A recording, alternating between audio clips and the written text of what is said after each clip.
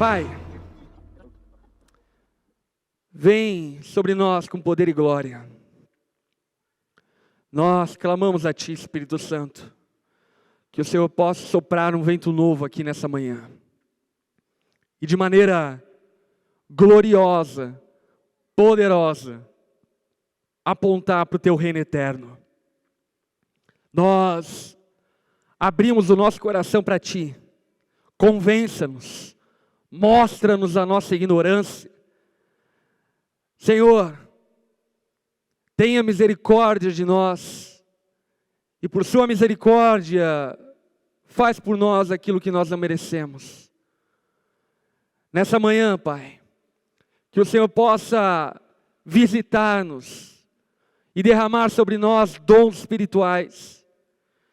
E de maneira muito especial eu oro, pedindo a Ti que essa manhã seja uma manhã de cura, seja uma manhã de libertação, seja uma manhã de um encontro profundo com a Tua presença, para que saiamos aqui com uma firme convicção de que Você está no nosso meio.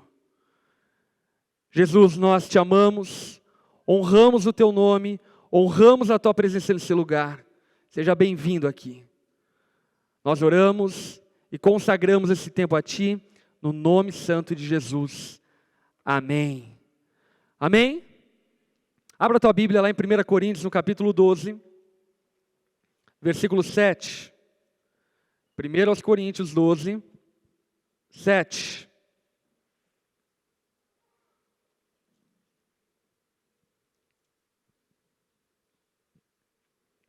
O apóstolo Paulo, em 1 Coríntios capítulo 12, ele vai falar acerca dos dons espirituais e fazer-nos entender os dons espirituais.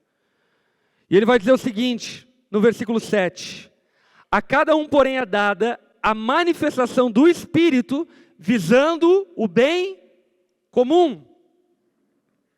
Pelo Espírito, a um é dada a palavra de sabedoria, a outro a palavra de conhecimento, a outro fé, pelo mesmo Espírito, e a outro dons de curar, pelo único Espírito. Amém?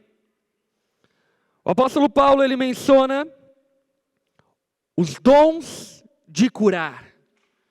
E o que é interessante é que nessa lista, esse catálogo de dons espirituais de 1 Coríntios capítulo 12, esses 9 dons espirituais citados pelo apóstolo Paulo, somente um desses dons está no plural.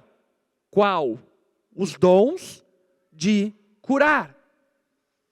Por que os dons de curar estão no plural? Porque de fato ele é plural. Plural em que sentido? Plural no sentido de que a cura que Deus pode efetuar, a cura que Deus pode realizar, é uma cura que pode acontecer em camadas diferentes. Como assim camadas diferentes? Nós somos corpo, alma e espírito. Eu creio que o apóstolo Paulo estava querendo nos fazer entender que Deus pode curar o teu corpo, Ele pode curar a tua alma, e Ele pode curar o teu espírito. Deus tem poder para curar o teu corpo, Ele tem poder para curar a tua alma, e Ele tem poder para curar o teu espírito. Deus é poderoso, Ele é glorioso, e obviamente, como todos os dons têm um objetivo. Qual é o objetivo dos dons espirituais? Quando alguém te fizer essa pergunta, de maneira espiritual, você sempre responde a mesma coisa que sempre vai dar certo. Diz assim, os dons são para a glória de Deus. O objetivo de todas as coisas é que Deus seja glorificado. O objetivo da cura, portanto, é que Deus seja glorificado. Lembra quando Jesus encontra aquele cego de nascença? E aí então chega os discípulos a Jesus e perguntam, Jesus, quem pecou para que esse homem nascesse cego? O ser humano e o seu racionalismo barato, né? Foram os pais dele ou foi ele que pecou? Quem pecou? Jesus olha para eles e diz, não importa quem pecou. Importa que ele está assim para que se manifeste a glória de Deus. Então aquele homem passa a enxergar. Por quê? Porque Deus efetua a cura para apontar para algo muito maior. O objetivo de Deus não é curar como finalidade em si mesmo. O objetivo de Deus é apontar para uma cura superior. Porque aqui vamos arrazoar, aqui vamos pensar um pouco. O que adianta alguém ser curado da cegueira, se daqui 2 anos essa pessoa for atropelada por um ônibus? Ok? Legal ser curado da cegueira, mas eu vou morrer de qualquer jeito. Talvez somente o meu conforto de vida foi postergado um pouco mais, mas eu ainda irei morrer.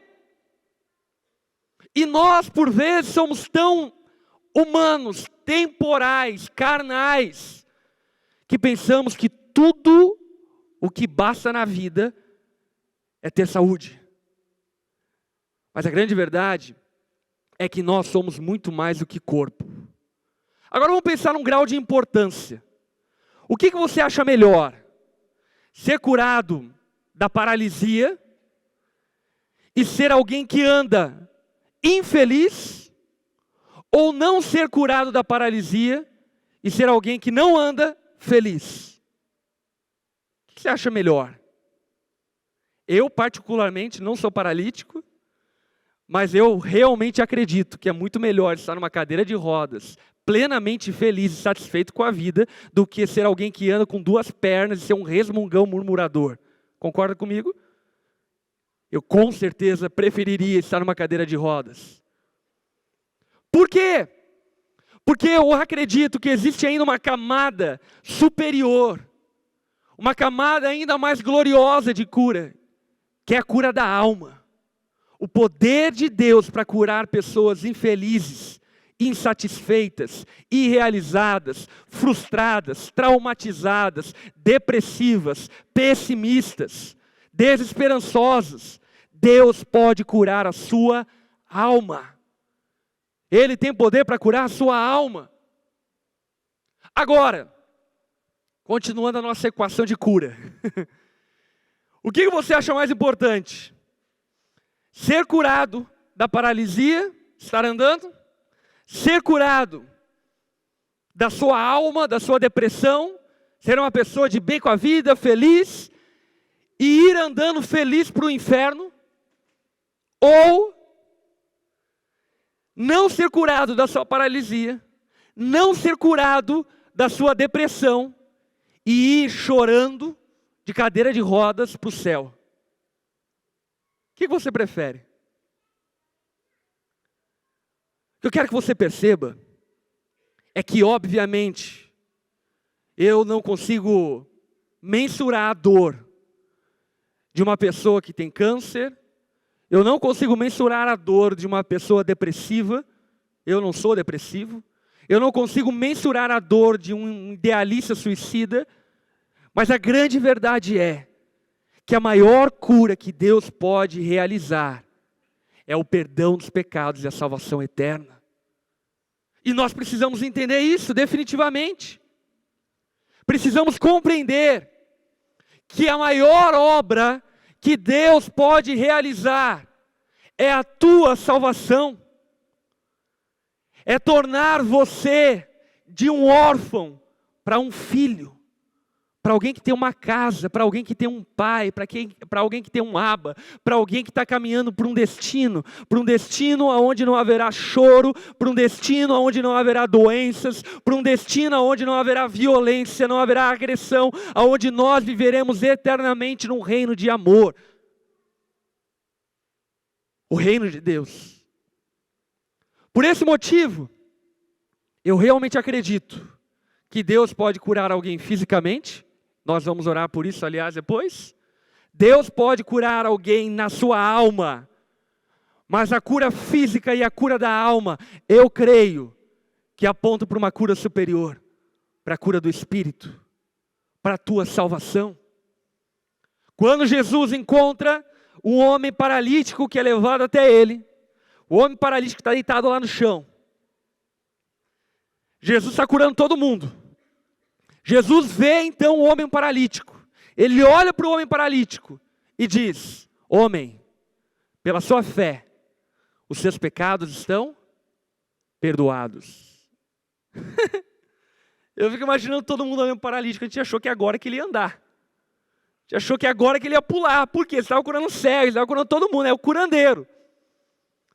Por que você olha para ele e diz: seus pecados estão perdoados?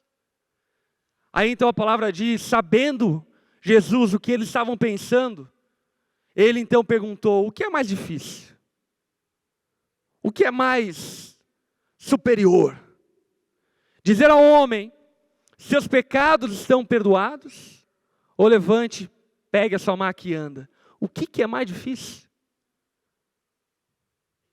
Jesus então olha para aqueles homens e diz: olha, para vocês saberem que o Filho do Homem na terra tem poder para perdoar pecados, levante, pegue sua maca e ande. Isso é poderoso demais. Sabe por quê? Porque para curar enfermos, basta tocar em Jesus, basta crer em Jesus. Mas para perdoar os seus pecados, ele teve que morrer na cruz do Calvário. Ele teve que verter seu próprio sangue. A cura do teu espírito, a tua salvação eterna, é incomparavelmente superior a qualquer cura física ou almática que você possa ter. Tratando-se de cura, abra a tua Bíblia no Evangelho de Mateus, no capítulo 10. Nós vamos ler o versículo 1 e o versículo 8. Evangelho de Mateus, capítulo 10, versículo 1 e versículo 8.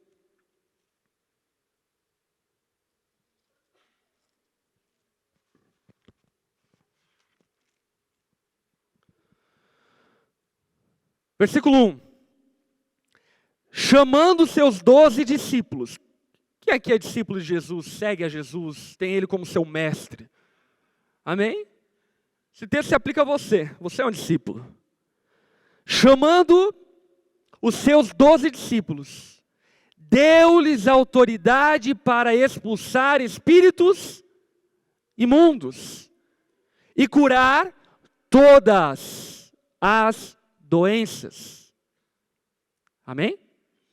Jesus chama os 12 e diz: ei, hoje vocês recebem autoridade para libertar cativos por demônios, para curar enfermos. Hoje vocês têm essa autoridade. Repete comigo: autoridade. Agora olha o versículo 8. Curem os enfermos, ressuscitem os mortos, purifiquem os leprosos, expulsem os demônios. Vocês receberam de graça, deem também de graça. Esse texto de Mateus capítulo 10, acontece algo profundo, poderoso e glorioso. Aqui nesse momento Jesus está dando autoridade para os seus discípulos curarem enfermos. Se você é um discípulo de Jesus, você possui essa autoridade. Você tem a autoridade para curar enfermos. Porém, nós entendemos muito pouco de autoridade. Como assim? Por exemplo, um policial tem autoridade? Sim ou não? Tem. Mas ele tem autoridade enquanto ele está debaixo da lei. A partir do momento que ele extrapola a lei ou diminui a lei, ele já não tem mais autoridade. E inclusive, você como cidadão comum, pode dar uma voz de prisão a um policial se ele cometer algum crime. Por quê? Porque a autoridade de um policial, na verdade, está subordinada a uma outra autoridade. Qual autoridade? A autoridade da lei. Eu quero que você entenda é que a autoridade de curar enfermos está subordinada a uma outra autoridade. Qual autoridade? A autoridade da soberana vontade de Deus. Por esse motivo, o fato de possuirmos a autoridade para curar enfermos, não significa que nós podemos curar enfermos indiscriminadamente. Não significa que por você ter orado por alguém e aquela pessoa não ter sido curada, você não teve fé. Só significa que na soberana vontade de Deus, Ele não quis curar. Por quê? Não sei. Aí a gente pergunta para Ele quando chegar lá. Mas a grande verdade é que o nosso papel na cura é saber que Deus pode curar. Quantos aqui sabem que Deus pode curar? E por saber que Deus pode curar, nós devemos orar. Somente orar. O nosso papel é orar pelos enfermos, ponto. O papel de Deus é curar os enfermos de acordo com a sua vontade. Por esse motivo, ninguém tem um dom de cura como possessão. Ninguém tem um dom de cura como sendo uma espécie de curandeiro, aonde essa pessoa determina quem ou não irá ser curada. Não. Em absoluto não. Ninguém é um curandeiro. Ninguém pode efetuar cura de maneira indiscriminada. A cura está subordinada à vontade soberana de Deus. Amém? E por estar debaixo da soberana vontade de Deus, o nosso papel é apenas orar. Orar. Como Tiago diz lá em Tiago capítulo 5, tem enfermos no meio de vocês? Chame os presbíteros e orem por eles. Por esse motivo, frases como, por exemplo, eu decreto, eu determino, eu mando, seja curado. Além de não ter poder para curar, é uma baita de uma ofensa contra Deus. Eu fico imaginando Deus sentado no trono do universo. Você, um pingozinho atômico nesse universo todo, dizendo, eu determino. E Deus olhando do céu, sério que você determina, filha? Quem é você para determinar? Pode a criatura dizer ao oleiro o que fazer e o que não fazer? Quem é você para determinar alguma coisa? Por esse motivo, nós precisamos, no que diz respeito aos dons de cura, nos colocar no nosso lugar. Nós temos autoridade, mas uma autoridade submissa e debaixo de uma soberana vontade de Deus. Ele, de acordo com a sua vontade, efetua a cura, se for do seu agrado e se for dos seus eternos propósitos. Amém? Gálatas 3:5. Gálatas, capítulo 3. Perdão, do versículo 1 ao versículo 5. Gálatas 3, versículo 1 ao versículo 5. O apóstolo Paulo está escrevendo uma carta para a Galácia. Escrevendo essa carta para a Galácia, ele diz, ó Gálatas insensatos. Traduzindo para o nosso português, ó Gálatas burros. Idiotas, quem os enfeitiçou? Quem os enganou? Quem os ludibriou? Quem os colocou num estado de não sobriedade, de bebedice, de chapadice? Quem os enfeitiçou? Não foi diante dos seus olhos que Jesus Cristo foi exposto como crucificado? Gostaria de saber apenas uma coisa, foi pela prática da lei que vocês receberam o Espírito Santo ou pela fé naquilo que ouviram? Foi porque vocês eram bons que vocês receberam a Deus, ou porque simplesmente vocês creram em Deus que vocês receberam a Deus? Obviamente que foi por meio da fé. Ele ainda continua dizendo, versículo 2, versículo 3, será que vocês são tão insensatos que, tendo começado pelo Espírito, querem agora ser aperfeiçoados por esforço próprio?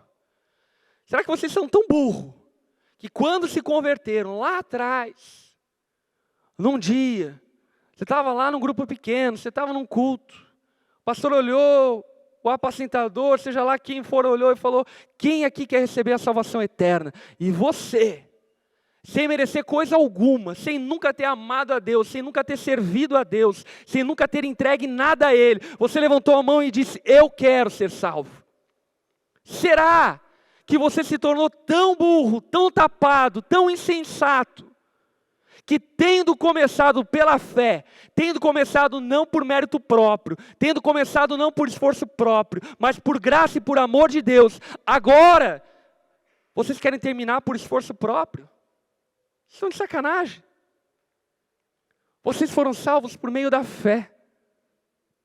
E toda a caminhada é por meio da fé. O justo viverá pela fé.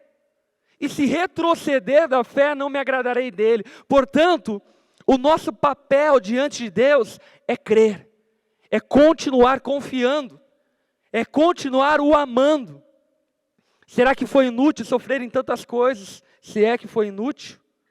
Aquele que lhes dá o seu Espírito e opera milagres entre vocês, realiza essas coisas pela prática da lei ou pela fé, com a qual receberam a palavra. O apóstolo Paulo, no versículo 5, ele indaga uma coisa muito profunda e importante que nós, enfim, reflitamos. A pergunta é: o Deus que opera milagres no meio de vocês, opera porque vocês são bons? Ou porque Ele é bom? O Deus que opera milagres no meio de vocês, opera porque vocês fazem jejum? Porque vocês oram? Ou pelo simples fato de vocês crerem no amor dEle e na bondade dEle? Os milagres acontecem através de pessoas que merecem milagres ou através de pessoas que creem em milagres? A resposta subentendida do apóstolo Paulo e óbvia é: os milagres acontecem através de pessoas que creem que Deus é bom e pode fazer milagres. Por que eu estou citando esse texto de Gálatas? Porque se tratando da cura, muitas vezes nós pensamos que precisamos merecer a cura. E aí cometemos um erro religioso terrível. Qual erro? Jesus, quando encontra um menino que era possesso por demônios, no qual os seus discípulos oraram por ele, ele não foi liberto, ele olha para os discípulos e diz: ei, discípulos, existem certa casta de demônios que saem com muito jejum e oração.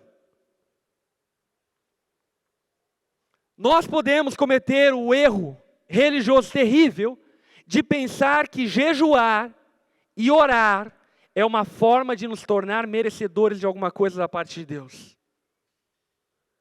Jejuar e orar é mortificar a sua carne para que você entenda que nada você merece, mas que Deus é bom. E por Ele ser bom, nós podemos orar por enfermos e eles serão curados no nome de Jesus. Por Ele ser bom, nós podemos abraçar alguém doente de alma e essa pessoa pode ser curada com um simples abraço. Por Ele ser bom. Não porque nós somos bons, não porque nós merecemos. Eu estou dizendo isso, sabe por quê?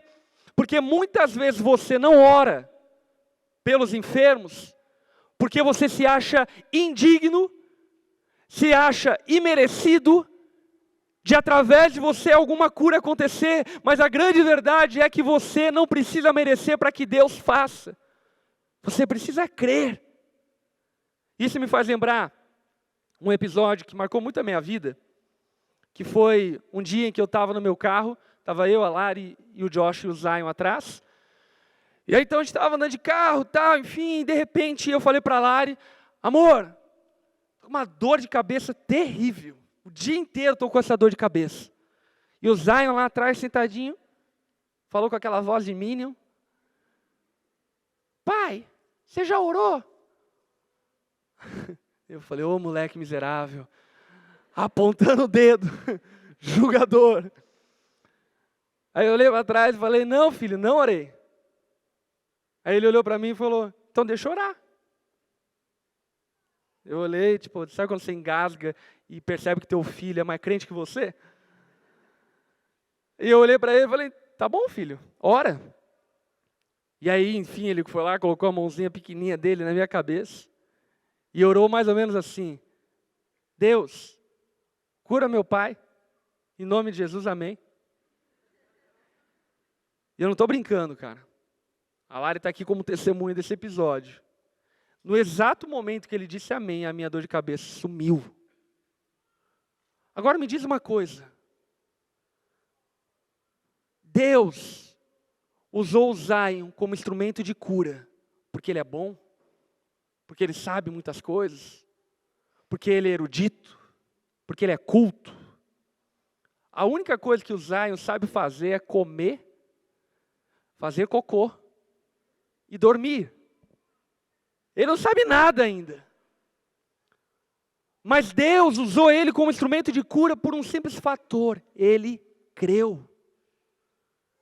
E o que eu quero dizer é que muitas pessoas não são curadas por meio de você, porque lhe falta fé.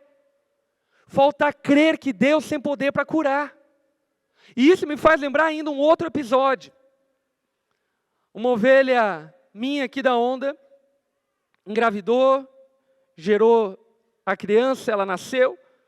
E ela nasceu com má formação de órgãos, nasceu prematura e nasceu e foi direto para a UTI neonatal. Passou-se umas 2, 3 semanas, essa ovelha me liga e diz: pastor, Deus falou comigo que se você vier aqui orar pelo meu filho, ele vai ser curado. Aí você percebe como as tuas ovelhas te colocam numa calça curta, né? Tipo assim, como assim? E eu tentei usar meus argumentos incrédulos, né? Não, o mesmo Espírito que habita em mim, habita em você, ora você. Ela disse: não, pastor, Deus falou que você oraria e a criança seria curada. E ela já estava algumas semanas na UTI neonatal. Nós fomos então orar, eu e a Lari, por esse neném. Entramos lá na UTI neonatal, não sei se você já entrou, é terrível. E aí nós chegamos enfim na incubadora, no berço desse neném. E aí conversamos um pouco com a mãe. Eu lembro até hoje que eu fiquei longe do berço, estendi a mão assim. Falei, vamos orar. O Kamehameha funciona daqui. Aí a mãe olhou para mim e falou: não, pastor, coloque a mão nela. Falei, você quer me ensinar biblicamente como orar? E aí, enfim, eu coloquei a mão sobre a menininha. E eu lembro que eu orei com uma fé, com uma confiança que Deus iria curar ela. Eu orei e falei: Deus, não é pela minha fé, é pelo teu poder. Eu creio, mas creio pouco. Faz alguma coisa. Faz alguma coisa para que a tua glória se manifeste nesse lugar. Eu acabei de orar, disse amém. Abri meus olhos e o que aconteceu? Ela não foi curada. E ali naquele momento eu entendi uma coisa. Que naquela manhã, Deus não necessariamente queria curar ela, mas Ele queria me curar da minha incredulidade e da minha falta de proatividade. O meu papel é orar pelos enfermos. E aí, enfim, eu lembro que eu entrei no carro junto com a Lari, olhei para a Lari e falei: não foi hoje. E a gente pegou o carro, saiu andando. E eu lembro até hoje, nós paramos no semáforo, de repente veio uma mensagem. E na mensagem tinha uma foto da menininha com olhos abertos e a mãe dizendo: ela foi curada. Resumindo a história, em 3 dias ela recebeu alta da UTI neonatal. Em 4 dias, mais ou menos, ela estava em casa. E naquela manhã eu entendi que aquilo que Jesus nos chamou para fazer não é decidir quem pode ou quem não pode ser curado, mas é crer que Ele pode curar. E crendo que Ele pode curar, nós não podemos aceitar que debaixo dos nossos olhos passe alguém enfermo sem que nós oremos. Seja um doente de alma, seja um doente fisicamente, nós não podemos deixar de orar pelos enfermos. Porque Deus pode curar. Ele tem poder para curar. Ele pode realizar milagres. Tem um episódio bíblico, em Mateus capítulo 7, versículo 24, aonde uma mulher sírio-fenícia, ou seja, gentílica, alguém que não possuía a aliança com Deus e Abraão, chega até Jesus e ela tinha uma filha possessa por demônios.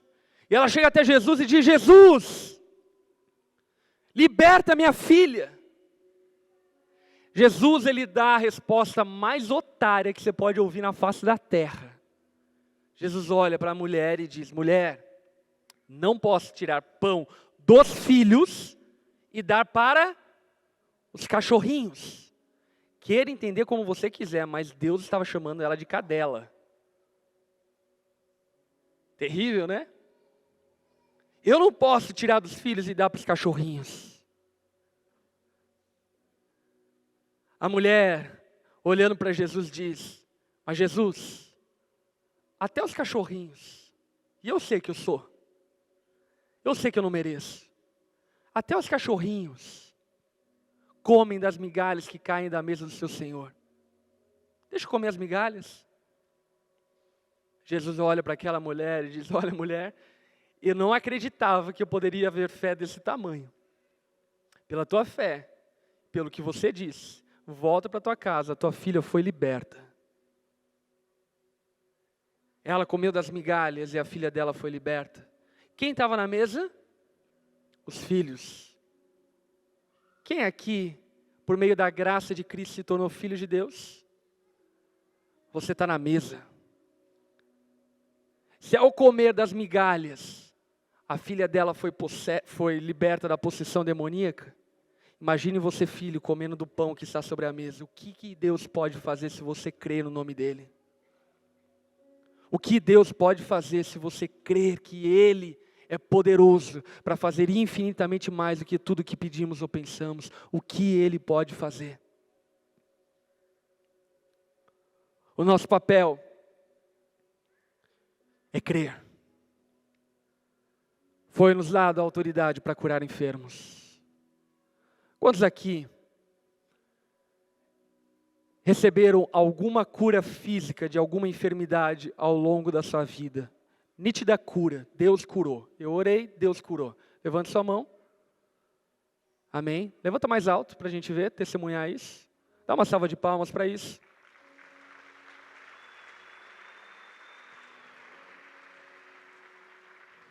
Quantos aqui, ao longo da sua jornada de vida, tiveram uma cura da alma inexplicável? Sabe, um fardo que você tinha que de repente não existia mais. Uma pressão interior que te empurrava para a morte e não existe mais. Uma infelicidade que te atraía para a cama e não te atrai mais. Quantos aqui foram libertos e salvos e curados da sua alma por Jesus? Levante sua mão. Dá uma salva de palmas para isso.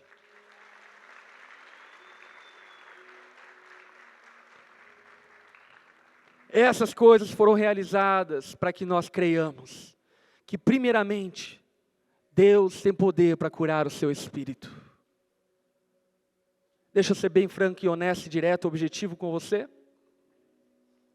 Sem Jesus, você está morto, você não vive, você sobrevive. E no dia que você viver, você vai entender que você estava morto. Mas só depois que você vive que você entende isso. Sem Jesus, você não apenas não vive, está morto, mas no teu estado de morte, você viverá eternamente destituído da glória de Deus. Em um lugar que a Bíblia chama de Sheol, ou de inferno. O lugar das pessoas que quiseram viver longe de Deus. Nessa manhã, você quer se aproximar de Deus? Nessa manhã, você quer receber perdão dos pecados, cura do seu espírito, salvação eterna? Tudo que você precisa é usar a fé que Deus mesmo dá e crer que Ele pode te perdoar os pecados, te libertar de toda a condenação e te fazer nova criatura.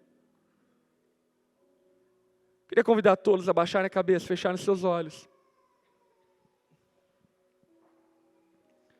Se nessa manhã você está aqui e ainda não entregou sua vida a Jesus, não se rendeu a Ele, e o recebeu em sua vida como seu Senhor e como seu Salvador. Jesus está aqui nessa manhã para operar o maior milagre de todos, a salvação eterna. E tudo o que cabe a você fazer é crer que Ele pode perdoar os seus pecados. Como o apóstolo Paulo diz em Romanos capítulo 10, se crermos com o nosso coração e confessarmos com a nossa boca que Jesus é Senhor, nós seremos salvos. Se nessa manhã você quer entregar sua vida a Jesus e receber o perdão dos seus pecados, aí no seu lugar, repete comigo essa oração. Eu creio que o Espírito Santo está falando com você e eu creio que Ele está te movendo a tomar essa decisão.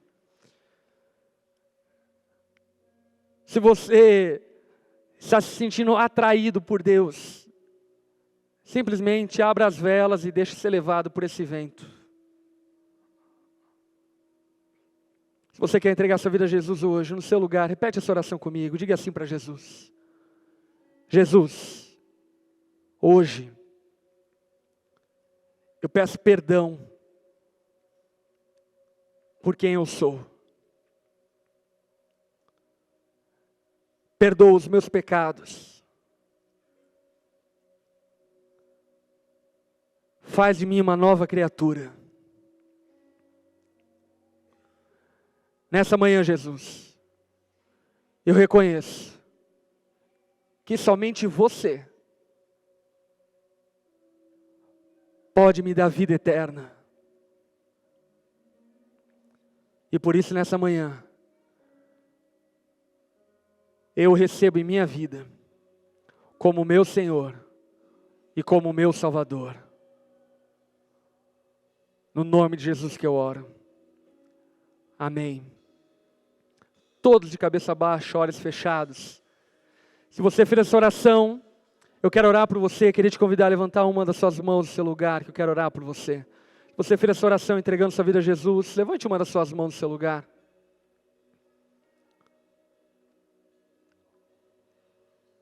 Amém. Aleluia.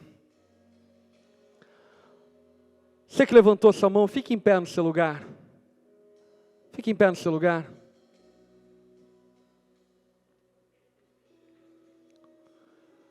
Quero convidar os apacentadores próximos às pessoas para irem até eles, abraçarem eles, para junto com eles orarem.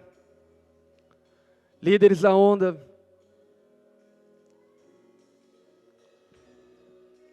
essas pessoas têm caminhado com Jesus.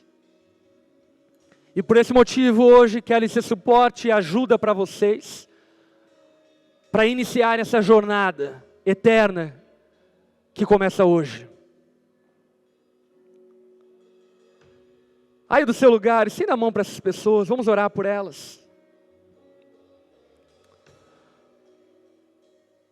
Pai de amor, Pai de graça, Pai de poder, nessa manhã nós te exaltamos e louvamos o teu nome, porque existe salvação nesse lugar, existe reconciliação, reconectação. Nessa manhã, ó Pai, o Senhor está libertando, salvando pessoas aqui. E nós te exaltamos por isso, Pai. Louvado seja o teu nome. Por teu imenso, enorme amor, imensurável amor e graça. Nessa manhã, Pai, repouse sobre os seus filhos, dando a eles uma nova vida. Dando a eles, ó Pai, uma nova história, uma história eterna. Que o teu Espírito Santo possa estar, ó Pai, neles. A partir de hoje, conduzindo-os em toda a verdade. Conduzindo-os à luz. Conduzindo-os, ó Pai, em teus caminhos, Senhor. Pai, que nessa manhã o Senhor possa recebê-los como seus filhos, participantes da tua família eterna. Nós oramos e abençoamos a vida desses nossos irmãos, no nome de Jesus. Amém e amém. Dá uma salva de palmas a Jesus bem alto.